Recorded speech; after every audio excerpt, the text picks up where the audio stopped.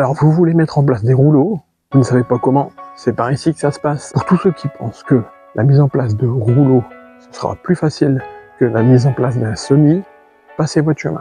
C'est pas par ici que ça se passe, ce sera toujours aussi compliqué. Je dirais même que la préparation du sol, qui est déjà importante quand on fait un semis pour un gazon, elle sera d'autant plus importante pour la mise en place de rouleaux. La préparation du sol, c'est on prépare le sol en profondeur, on bêche, on passe un motoculteur éventuellement, on fraise la terre, on ajoute du sable, on ajoute des amendements pour que tout ça, ça dure dans le temps. Donc ça c'est une des bases. La deuxième base, c'est que la planimétrie doit être au top. Encore plus pour la pose de gazon en rouleau, le sol doit être encore plus plat. Tout simplement pour une raison, c'est que les plaques de gazon, elles vont plus ou moins bouger, sauf que s'il y a des creux, les racines du gazon ne vont pas coller à la terre, et là vous allez avoir des problèmes. Donc il faut que le sol soit parfaitement plat. C'est vrai aussi pour un semis, mais ça l'est encore plus pour la pose de gazon en rouleau.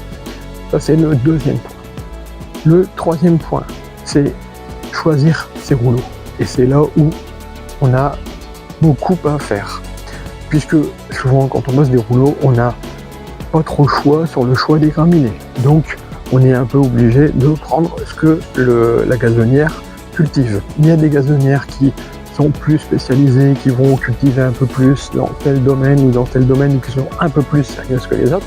Donc on peut se rapprocher de celle-là, mais il faut choisir avant tout des rouleaux avec les graminées qui correspondent à nos contraintes. Parce que on peut avoir un très beau rendu le premier mois et que dans les mois suivants, ça foire complètement. Donc choisir une bonne gazonnière avec des bonnes graminées dans le mélange qui a été cultivé. Troisième point, il faut faire attention à la provenance des rouleaux. Si elle a été cultivée dans le sud avec certaines graminées et qu'on ramène ces rouleaux dans le nord, forcément il y a un déséquilibre qui se fait et les conditions de culture elles seront différentes de la gazonnière où on a choisi les rouleaux à la pose chez nous. Donc ça c'est pareil, il faut y porter un point particulier. Ensuite il y a plein d'autres paramètres sur lesquels il va falloir jouer. Il faut être aussi vigilant par rapport au moment où on va recevoir les rouleaux et les moments où on va les poser. Le plus vite est le mieux. On reçoit les rouleaux le matin, on les pose dans la journée. Ça c'est aussi un point très important. Maintenant, il faut aussi se soucier de l'engrais qu'on va mettre. Quel engrais mettre? Un engrais racinaire. Avant la pose des rouleaux, quand on a fini de préparer son sol, on met pas un engrais racinaire. Ça va permettre de nourrir le gazon assez rapidement. Cet engrais racinaire, une fois que les rouleaux seront posés, on va en rajouter au-dessus. Donc une partie dans le sol avant les rouleaux, une deuxième partie au-dessus des rouleaux. Ensuite, ce qui va être très important, c'est la préparation et la pose des rouleaux, puisque forcément le sol va être assez meuble et on risque de s'enfoncer et de créer des trous.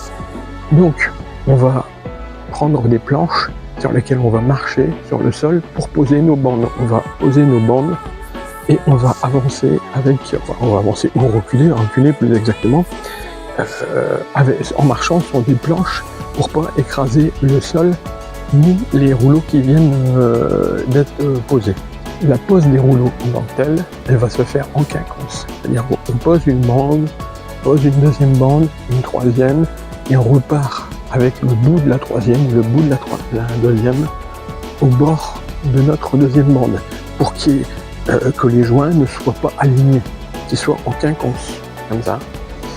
Donc on va progressivement avancer comme ça en plaquant bien les bandes de gazon, les rouleaux de gazon les uns contre les autres pour qu'il y ait le moins d'interstices entre les bandes de gazon. Une fois que tout ça c'est fait, on va rouler à plusieurs reprises le gazon pour qu'il adhère bien au sol. Normalement, vous ne devez pas avoir ni de creux, ni de bosse, ça doit être une surface plane. On se comprend, s'il y a des légères bosses ou des légers creux, là c'est pas trop grave, mais il faut que ce soit le moins important possible. En même temps qu'on va avancer sur la pose des rouleaux, on va sabler les joints. C'est-à-dire qu'on va prendre un sable 02 roulé lavé et on va le faire pénétrer entre les joints du gazon, entre les joints de rouleau de gazon, pour qu'il n'y ait pas d'air qui rentre entre les plaques. Parce que de l'air, ça veut dire que l'air chaud, s'il fait très chaud, va rentrer entre les bandes de rouleau et il va dessécher plus rapidement le gazon. Donc ces préambules-là, ils sont très importants. Une fois qu'on aura posé nos bandes de rouleau, une fois qu'on aura sablé nos joints et qu'on aura fait rentrer le sable entre ces joints, là on va commencer à se poser le problème de l'arrosage. Quel arrosage, à quel moment? Alors il faut quasi noyer le gazon dans un premier temps. Il faut vraiment que les plaques de gazon elles soient constamment humides. Alors quand je dis ça, ça va à l'encontre du problème général du gazon, à savoir les maladies qui sont dues à l'arrosage. Là, on n'a pas trop le choix. On n'a pas trop le choix parce que il faut quasi noyer le gazon, que les plaques ne se dessèchent pas. Si on est en période plutôt printanière et qu'il ne fait pas trop chaud, ça devrait le faire.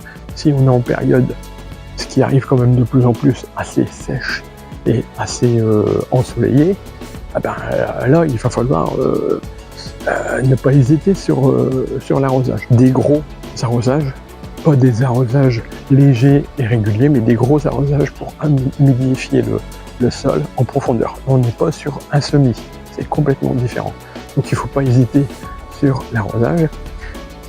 Le problème, c'est que ces gros arrosages peuvent provoquer des maladies sur le gazon, d'autant plus que sur ces rouleaux de gazon, il y a souvent du feutre. Ce feutre, il joue un rôle d'éponge, garde l'humidité et effectivement, ça peut provoquer des maladies. D'où un choix de graminées importantes. La fétuque par exemple, qui sera de plus en plus amenée à se développer parce que c'est une graminée qui résiste bien à la sécheresse, plus résistante aux maladies que l'ortie gras, que les fétuques rouges, que les agrostilles.